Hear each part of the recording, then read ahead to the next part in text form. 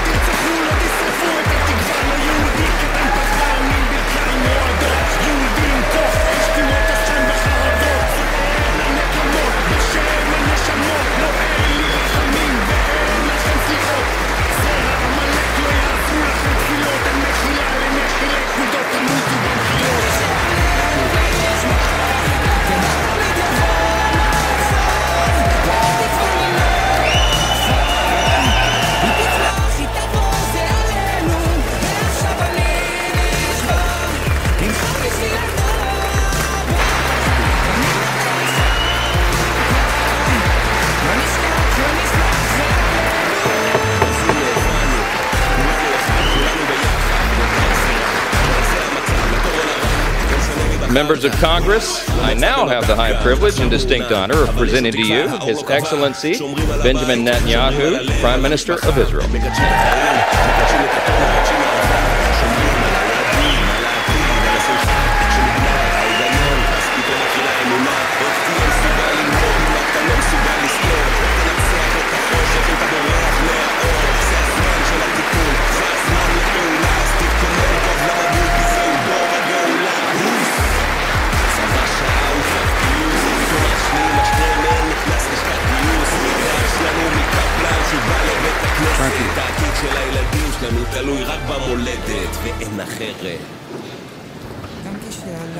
Speaker of the House, Mike Johnson, Senator Ben Cardin, Minority Leader Hakeem Jeffries, Senate Majority Leader Chuck Schumer, Senate Minority Leader Mitch McConnell, Senators, members of Congress, distinguished guests. Mr. Speaker, I want to thank you for giving me the profound honor of addressing this great citadel of democracy for the fourth time.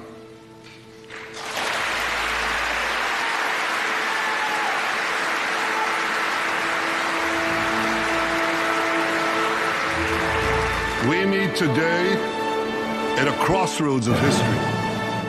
Our world is in upheaval. In the Middle East, Iran's axis of terror confronts America, Israel, and our Arab friends. This is not a clash of civilizations. It's a clash between barbarism and civilization.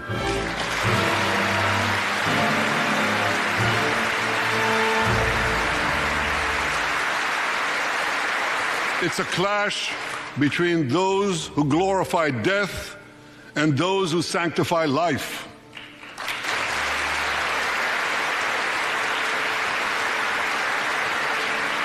For the forces of civilization to triumph, America and Israel must stand together.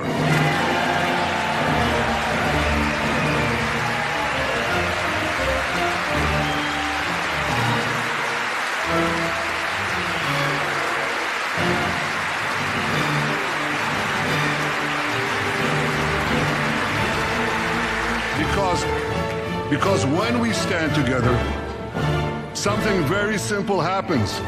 We win, they lose.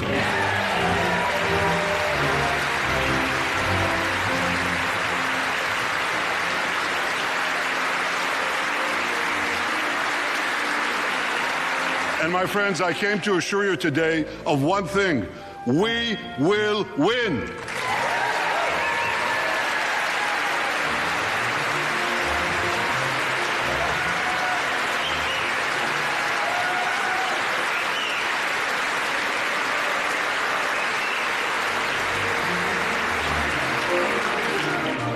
Ladies and gentlemen, like December 7th, 1941, and September 11th, 2001, October 7th is a day that will forever live in infamy.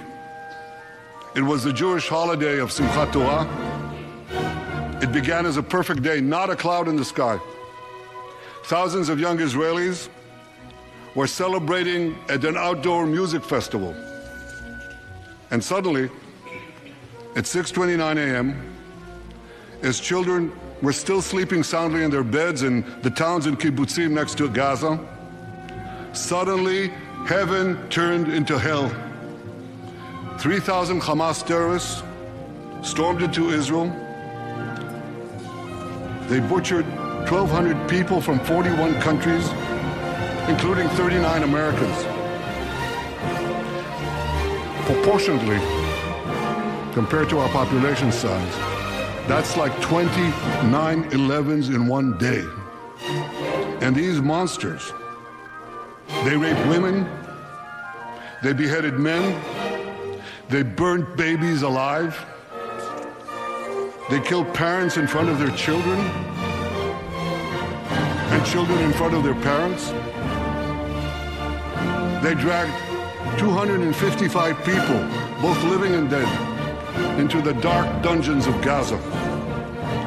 Israel has already brought home 135 of these hostages, including 7 who were freed in daring rescue operations.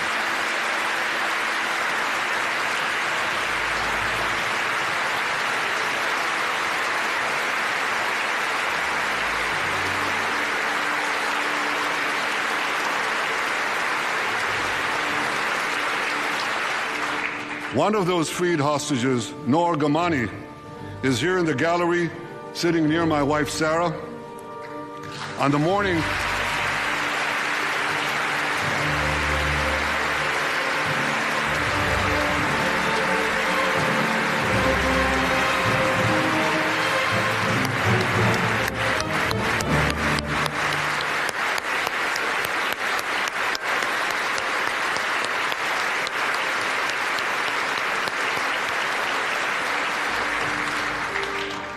the morning of October 7th, the entire world saw Noah's look of desperation as she was violently abducted to Gaza on the back of a motorcycle. I met Noah's mother, Leora, a few months ago. She was dying of cancer. She said to me, "Prime Minister, I have one final wish. I wish to hug my daughter Noah one last time before I died." 2 months ago, I authorized a breathtaking commando rescue operation. Our special forces, including a heroic officer named Arnon Zmora, who fell in this battle, rescued Noah and 3 other hostages.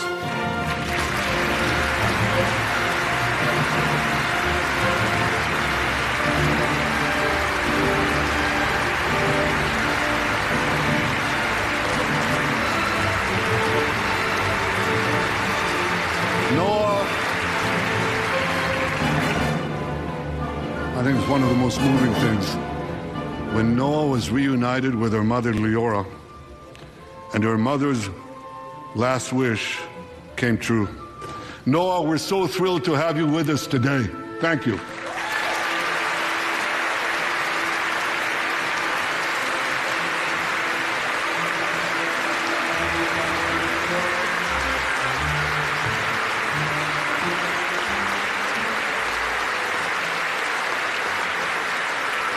Many hostage families are also here with us today, including Eliyahu Bibas. Eliyahu Bibas is the grandfather of those 2 beautiful red-headed boys, the Bibas boys, toddlers. And they were taken hostage with their mother and and Eliyahu's son. The entire family was taken hostage. 2 beautiful red-haired children taken hostage. What monsters. And with us also is Iris Chaim, whose son Yotam bravely escaped Hamas captivity with 2 other Israelis, and tragically they were killed making their way back to our lives. We have with us also the families of American hostages. They're here.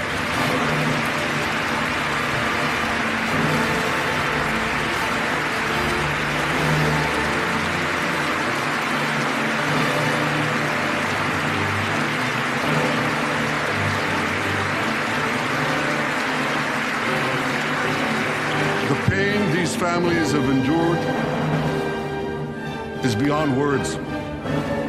I met with them again yesterday, and I promised them this: I will not rest until all their loved ones are home. All of them.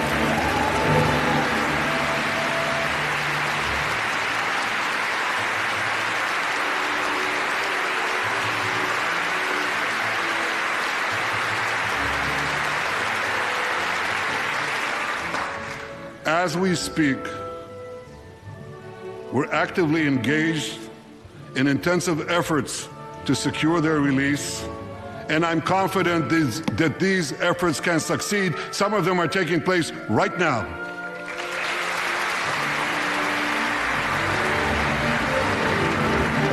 I want to thank President Biden for his tireless efforts on behalf of the hostages and for his efforts to the hostage families as well.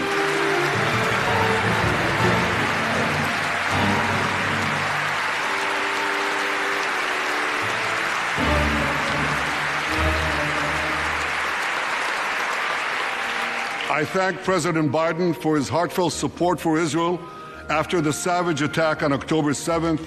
He rightly called Hamas sheer evil. He dispatched 2 aircraft carriers to the Middle East to deter a wider war. And he came to Israel to stand with us during our darkest hour, a visit that will never be forgotten.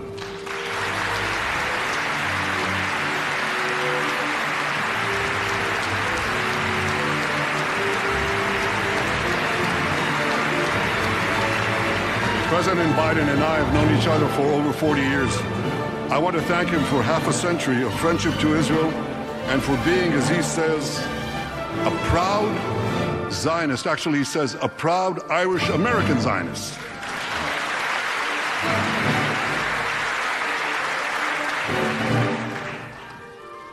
My friends, for more than 9 months, Israel's soldiers have shown boundless courage. With us today,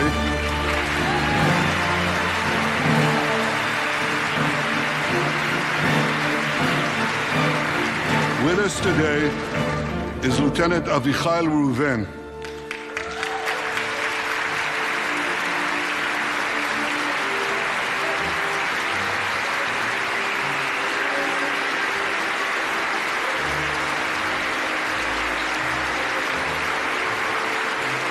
Avichai is an officer in the Israeli paratroopers. His family immigrated to Israel from Ethiopia.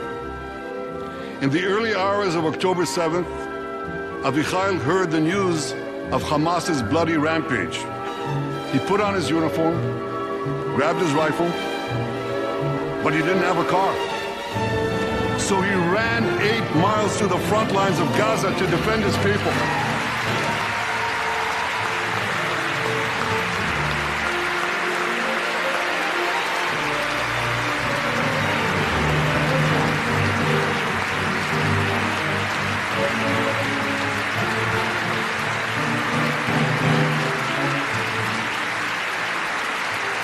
You heard that right? He ran 8 miles, came to the front lines, killed many terrorists, and saved many, many lives. Avichai, we all honor your remarkable heroism. Another Israeli is with us here today, and he's stand up right next to Avichai. This is Master Sergeant Ashraf al-Bakhiri.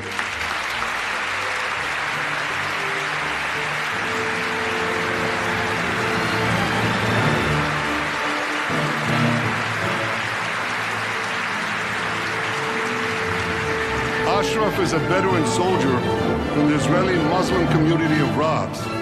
On October 7th, Ashraf too killed many terrorists. First he defended his comrades in the military base, and he then rushed to defend the neighboring communities, including the devastated community of Kibbutz Be'eri. Like Ashraf,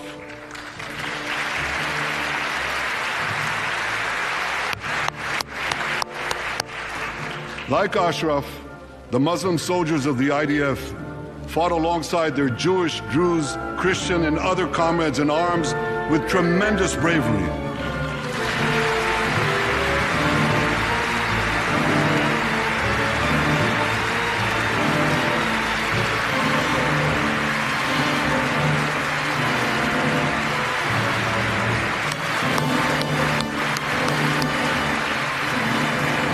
A third hero, Lieutenant Asa Sofer, is also here with us.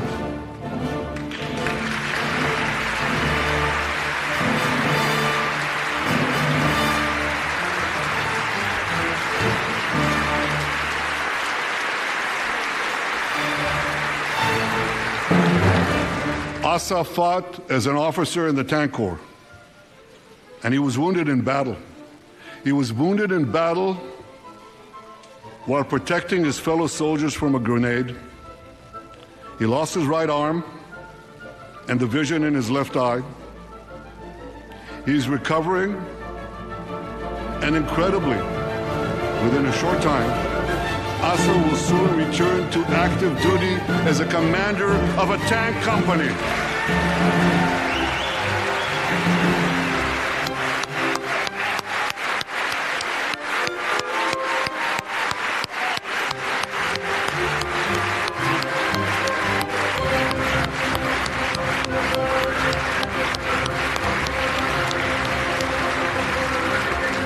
I just learned there is a fourth hero here, Lieutenant Jonathan Ben Chamel, who lost a leg in Gaza and continued to fight.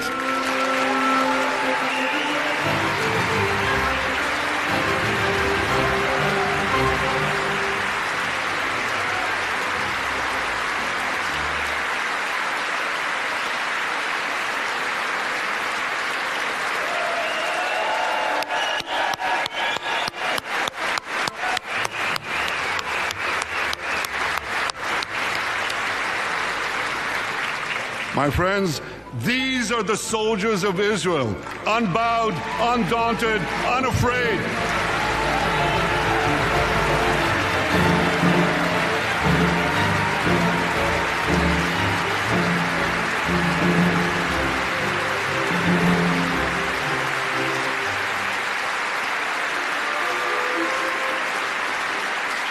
As the Bible says, Am kelavi yakum. They shall rise like lions. They have risen like lions. The lions of Judah, the lions of Israel.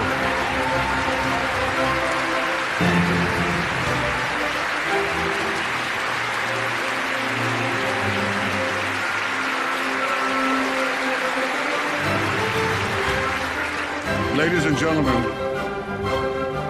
the men and women of the IDF come from every corner of Israeli society, every ethnicity, every color, every creed, left and right, religious and secular.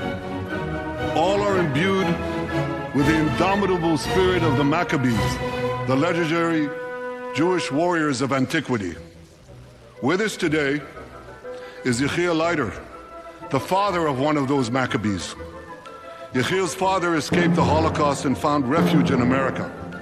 As a young man, Yechiel moved to Israel and raised a family of 8 children. He named his eldest son, Moshe, after his late father. Moshe became an exemplary officer in one of our elite commando units. He served with distinction for 2 decades while raising 6 beautiful children of his own. On October 7th, Moshe volunteered to return to combat. 4 weeks later, he was killed when a booby-trapped mine exploded in a tunnel shaft right next to a mosque.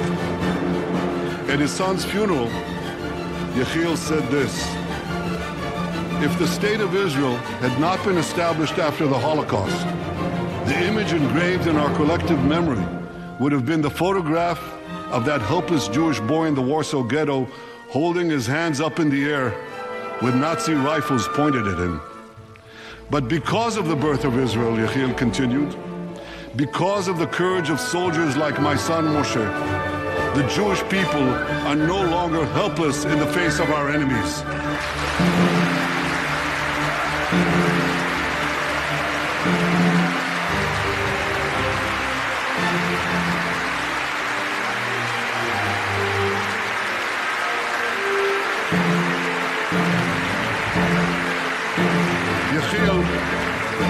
Yechiel, please rise so we can honor your son's sacrifice. And I pledge to you and to all the bereaved families of Israel, some of whom are in this hall today, the sacrifice of your loved ones will not be in vain.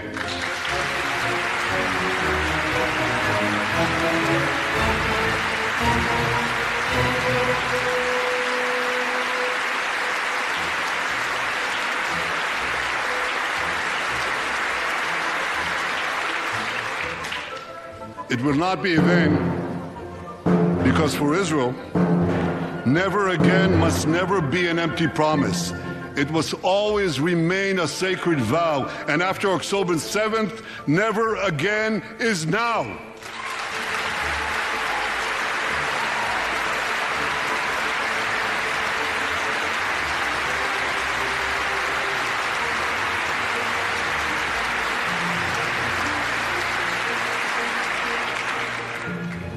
My friends, defeating our brutal enemies requires both courage and clarity.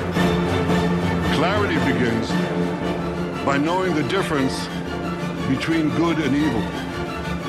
Yet incredibly, many anti-Israel protesters, many choose to stand with evil. They stand with Hamas. They stand with rapists and murderers. They stand with people who came into the kibbutzim, into a home. The parents hid the children, the 2 babies, in the attic, in a secret attic. They murder the families, the parents. They find the secret latch to the hidden attic, and then they murder the babies. These protesters stand with them. They should be ashamed of themselves.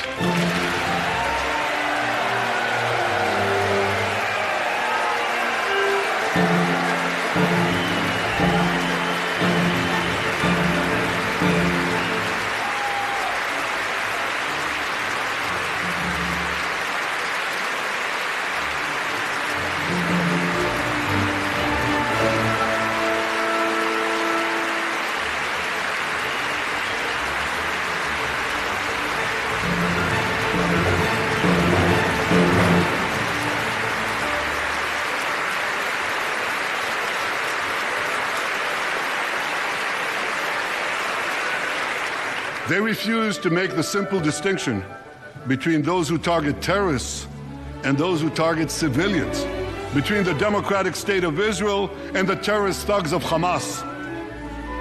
We recently learned from the National Security Director, U.S. Director of National Intelligence, that Iran is funding and promoting anti-Israel protests in America. They want to disrupt America. So these protesters burn American flags even on the 4th of July. And I wish to salute the fraternity brothers at the University of North Carolina who protected the American flag against these anti-Israel protesters.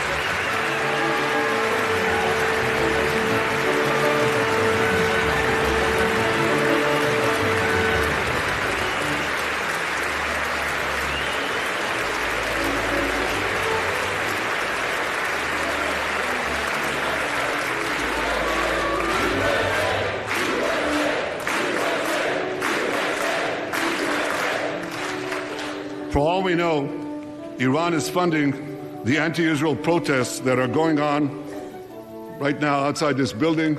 Not that many, but they're there, and throughout the city. Well, I have a message for these protesters. When the tyrants of Tehran, who hang gays from cranes and murder women for not covering their hair, are praising, promoting, and funding you, you have officially become Iran's useful idiots.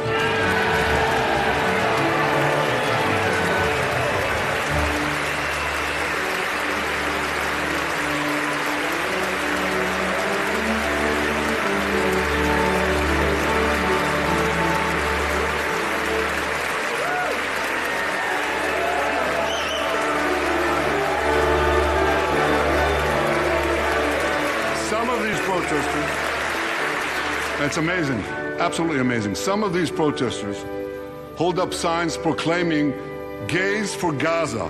They might as well hold up signs saying chickens for KFC.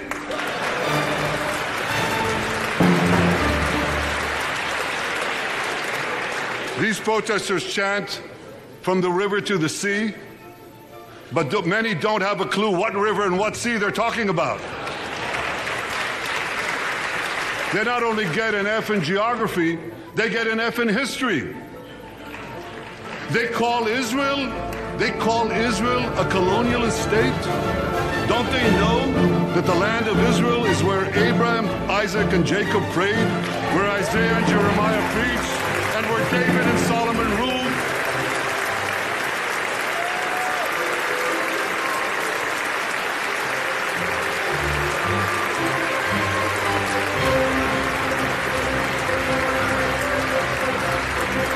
For nearly 4,000 years, the land of Israel has been the homeland of the Jewish people. It's always been our home. It will always be our home.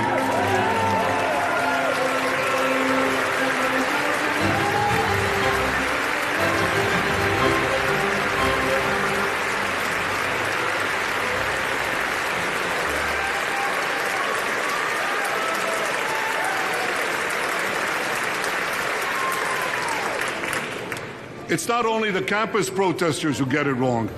It's also the people who run those campuses. 80 years after the Holocaust, the presidents of Harvard, Penn, and I'm ashamed to say my alma mater, MIT, couldn't bring themselves to condemn the calls for the genocide of Jews. Remember what they said? They said, it depends on the context. Well, let me give these befuddled academics a little context.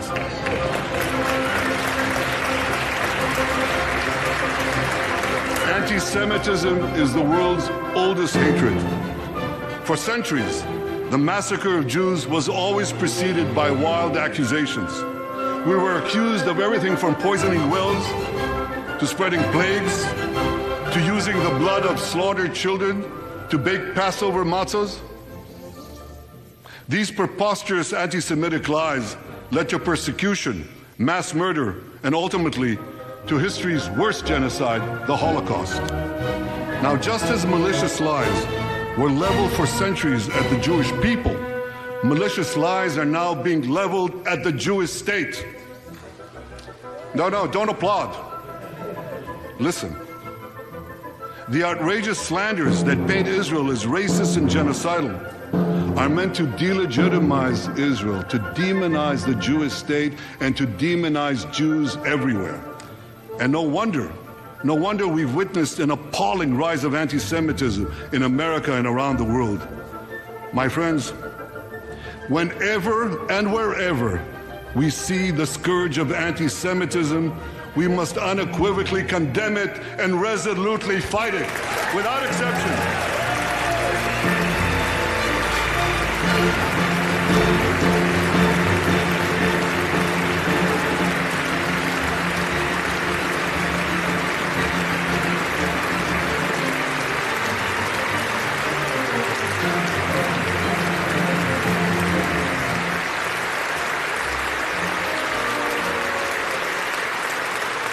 And don't be fooled when the blood libels against the Jewish state come from people who wear fancy silk robes and speak in lofty tones about law and justice. Here's a case in point. The prosecutor of the International Criminal Court has shamefully accused Israel of deliberately starving the people of Gaza. This is utter, complete nonsense. It's a complete fabrication.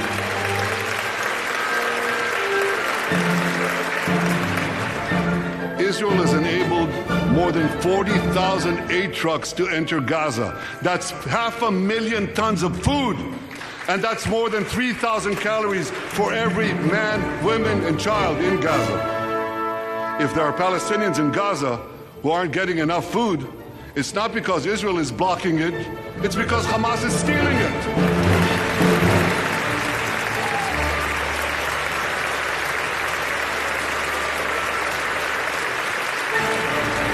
Accuses Israel of deliberately targeting civilians. What in God's green earth is he talking about? The IDF has dropped Israel of deliberately targeting civilians. What in God's green earth is he talking about?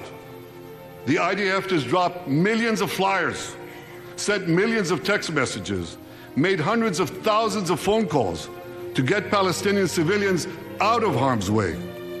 But at the same time, Hamas does everything in its power to put Palestinian civilians in harm's way. They fire rockets from schools, from hospitals, from mosques. They even shoot their own people when they try to leave the war zone.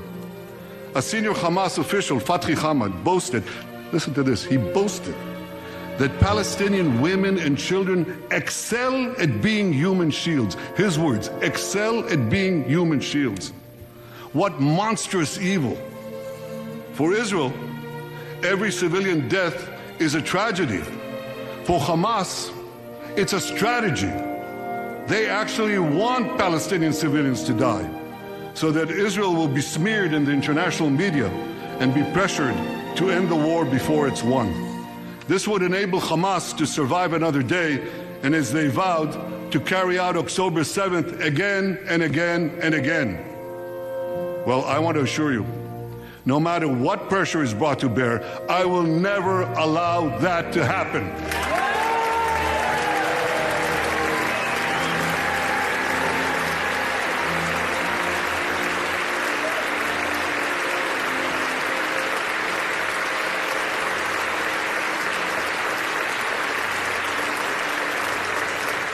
The vast majority of Americans have not fallen for this Hamas propaganda.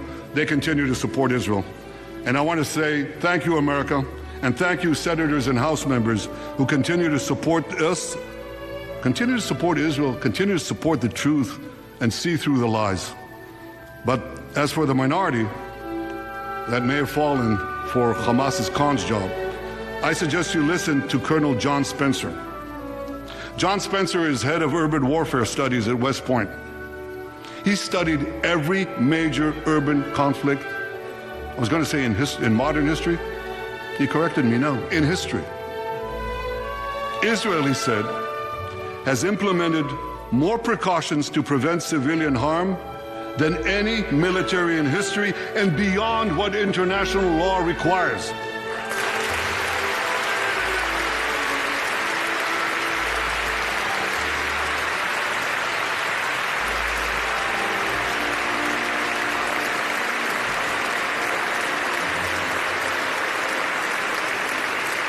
That's why, despite all the lies you've heard, the war in Gaza has one of the lowest ratios of combatants to non-combatants casualties in the history of urban warfare.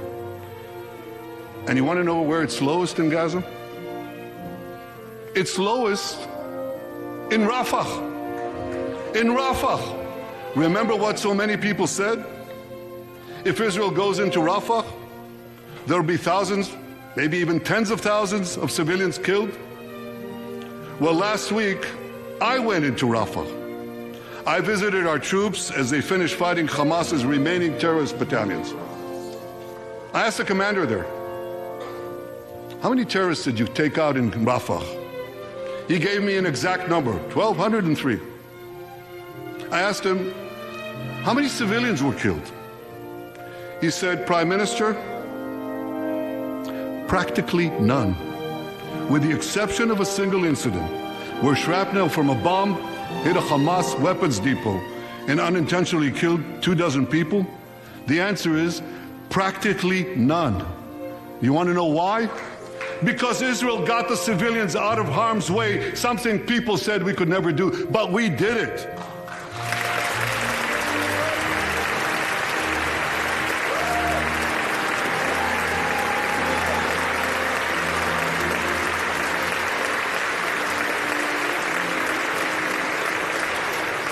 These heroes here today, the heroic soldiers of Israel, should not be condemned for how they're conducting the war in Gaza. They should be commended for it.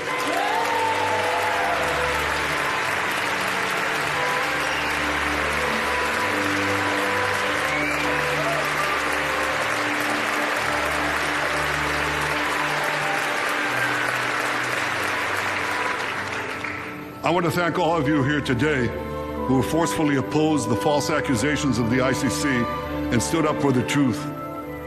These lies are not only libelous, they're downright dangerous. The ICC is trying to shackle Israel's hands and prevent us from defending ourselves. And if Israel's hands are tied, America is next. And I'll tell you what else is next. The ability of all democracies to fight terrorism will be imperiled. That's what's on the line. So let me assure you, the hands of the Jewish state will never be shackled. Israel will always defend itself.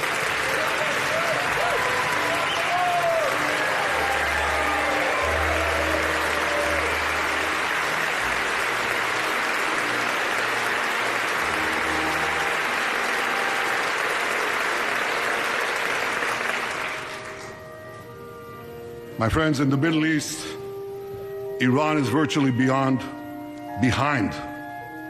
all the terrorism, all the turmoil, all the chaos, all the killing. And that should come as no surprise. When he founded the Islamic Republic, Ayatollah Khomeini pledged, "We will export our revolution to the entire world."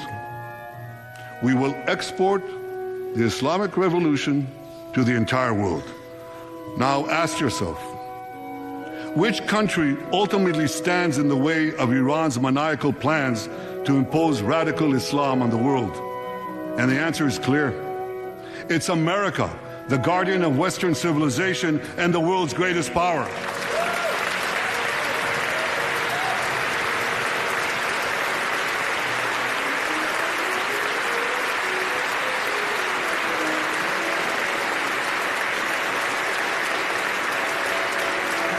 That's why Iran sees America as its greatest enemy.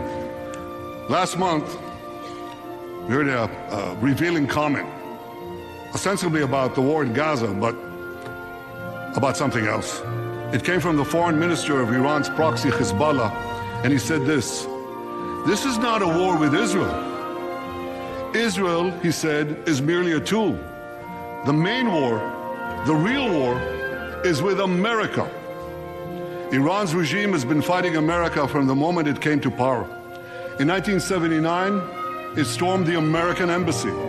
It held scores of Americans hostage for 444 days. Since then, Iran's terrorist proxies have targeted America in the Middle East and beyond. In Beirut, they killed 241 U.S. servicemen.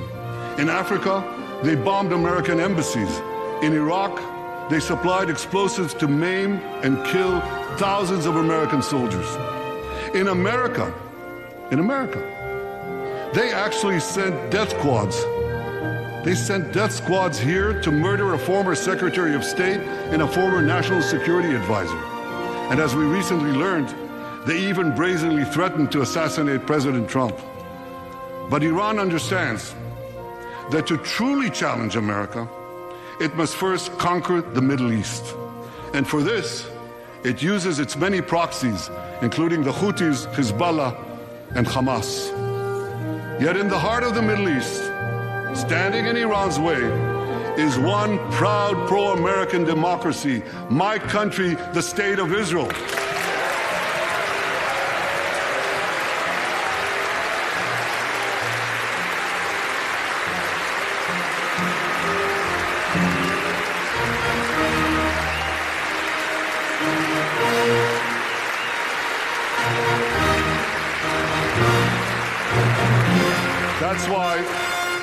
That's why the mobs in Tehran chant death to Israel before they chant death to America.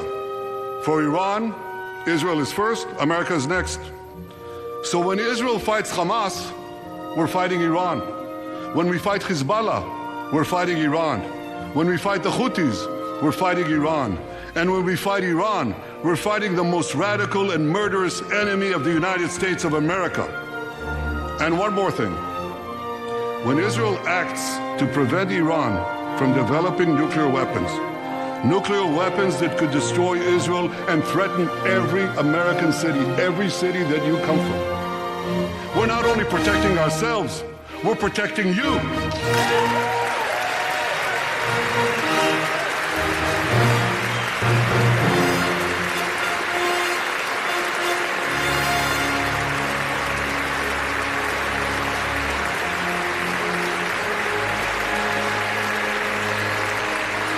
My friends, if you remember one thing from the speech, remember this. Our enemies are your enemies. Our fight is your fight. And our victory will be your victory.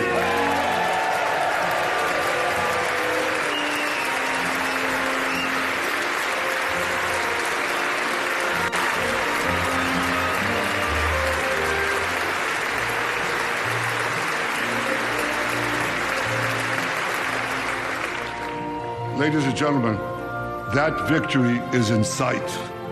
Israel's defeat of Hamas will be a powerful blow to Iran's axis of terror. Another part of that axis, Hezbollah, attacked Israel on October 8th, a day after the Hamas attack. It has launched thousands of missiles and drones against us.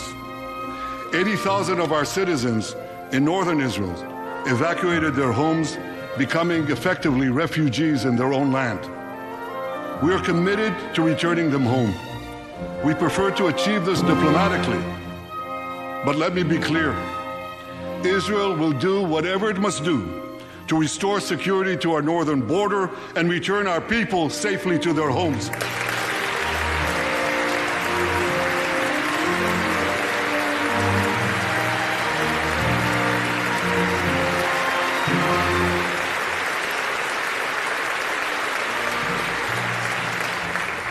Last Friday, a third Iranian proxy, the Houthis, attacked Tel Aviv with a deadly drone. It exploded a few hundred feet from the American consulate, killing one person and injuring 9. On Saturday, I authorized a swift response to that attack. All our enemies should know this. Those who attack Israel will pay a very heavy price. And as we defend ourselves,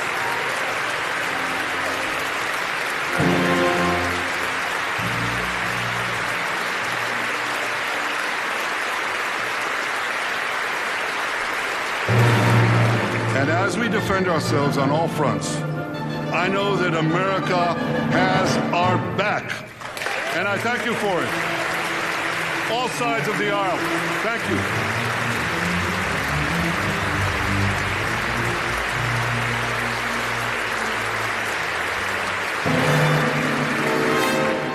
My friends, for decades, America has provided Israel with generous military assistance, and a grateful Israel has provided America with critical intelligence that saved many lives. We've jointly developed some of the most sophisticated weapons on earth. I choose my words carefully. We've jointly developed some of the most sophisticated weapons on earth that help protect both our countries. And we also help keep American boots, we help keep Americans' boots off the ground while protecting our shared interests in the Middle East.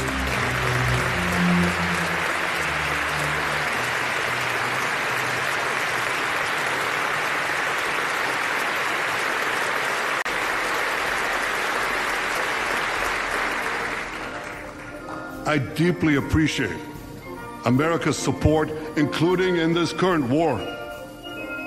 But this is an exceptional moment. Fast-tracking U.S. military aid can dramatically expedite an end to the war in Gaza and help prevent a broader war in the Middle East. In World War II, as Britain fought on the front lines of civilization, Winston Churchill appealed to Americans with these famous words: "Give us the tools and we'll finish the job." Today, as Israel fights on the front line of civilization, I too appeal to America. Give us the tools faster and we'll finish the job faster.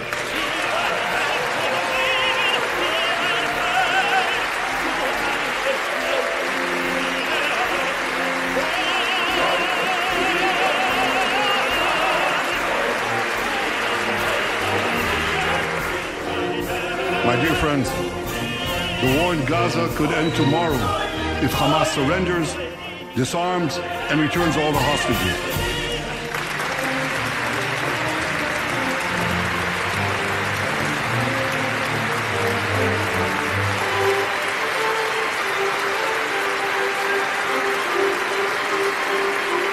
But if they don't, Israel will fight until we destroy Hamas's military capabilities, end its rule in Gaza, and bring all our hostages home.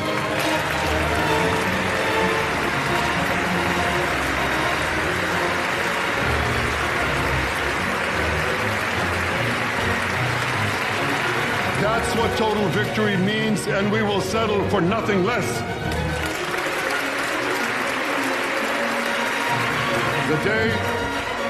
The day after we defeat Hamas, a new Gaza can emerge. My vision for that day is of a demilitarized and de-radicalized Gaza.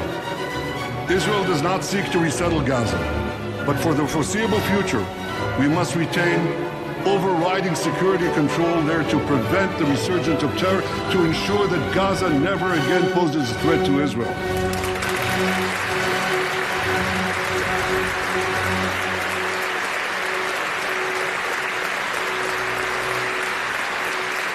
Gaza should have a civilian administration run by Palestinians who do not seek to destroy Israel. That's not too much to ask.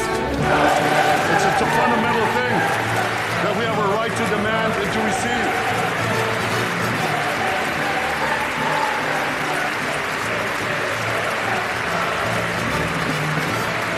A new generation of Palestinians must no longer be taught to hate Jews, but rather to live in peace with us.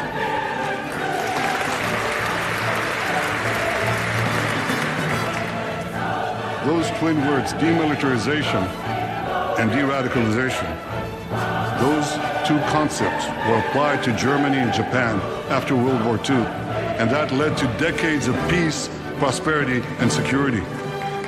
Following our victory, with the help of regional partners, the demilitarization and de-radicalization of Gaza can also lead to a future of security, prosperity, and peace. That's my vision for Gaza.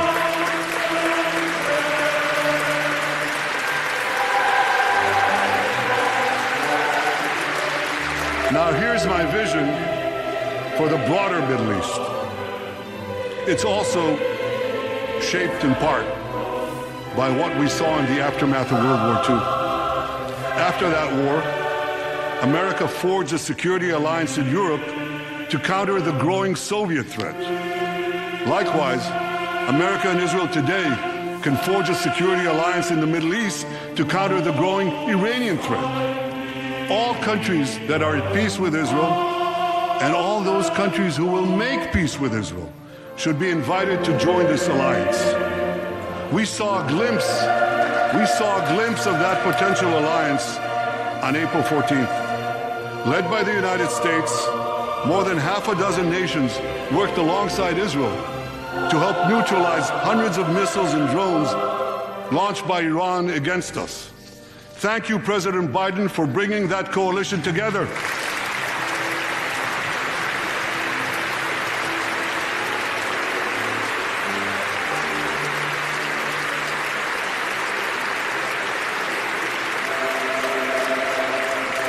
The new alliance I envision would be a natural extension of the groundbreaking Abraham Accords.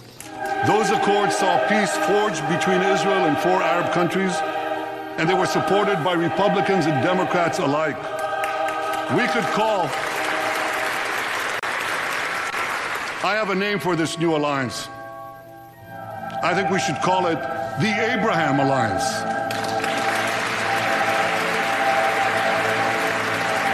I want to thank President Trump for his leadership in brokering the historic Abraham Accords.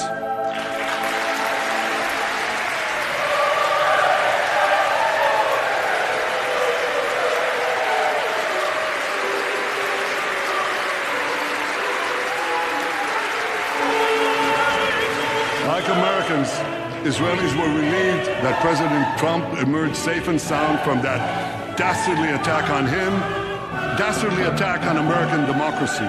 There is no room for political violence in democracies.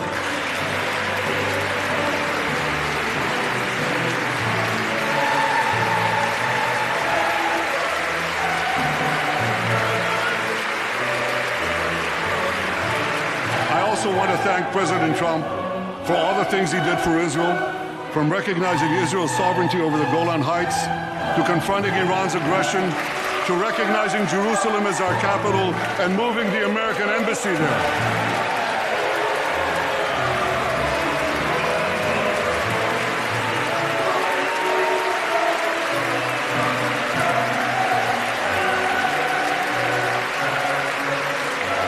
That's Jerusalem, our eternal capital, never to be divided again.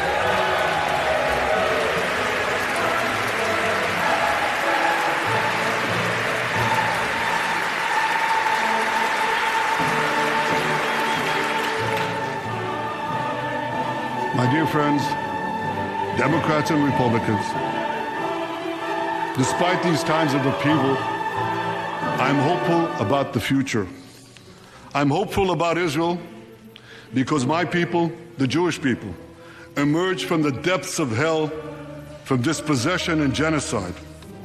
And against all odds, we restored our sovereignty in our ancient homeland.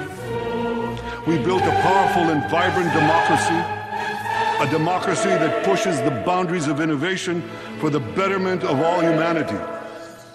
I'm hopeful about America because I'm hopeful about Americans. I know how much the people of this country have sacrificed to defend freedom. America will continue to be a force for light and good in a dark and dangerous world. For free peoples everywhere, America remains the beacon of liberty its extraordinary founders envisioned back in 1776.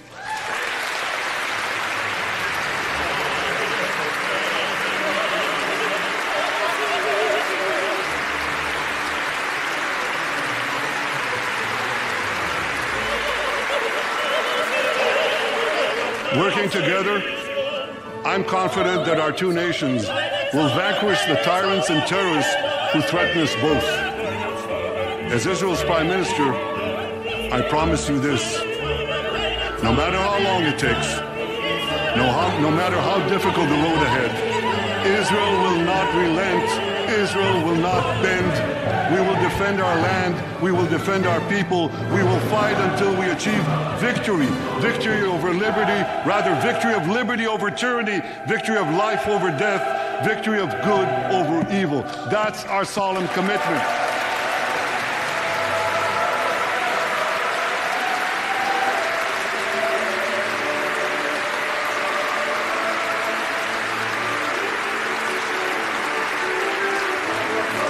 And we will continue to work with the United States and our Arab partners to transform a troubled region from a backwater of repression, poverty, and war into a thriving oasis of dignity, prosperity, and peace.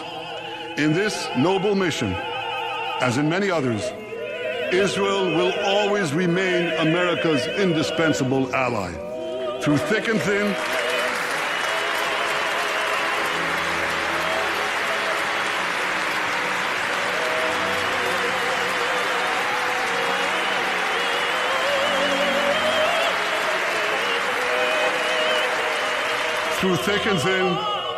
in good times and in bad, Israel will always be your loyal friend and your steadfast partner. On behalf of the people of Israel, I came here today to say thank you, America. Thank you for your support and solidarity. Thank you for standing in Israel, with Israel, in our hour of need. Together we shall defend our common civilization. Together we shall secure a brilliant future for both our nations.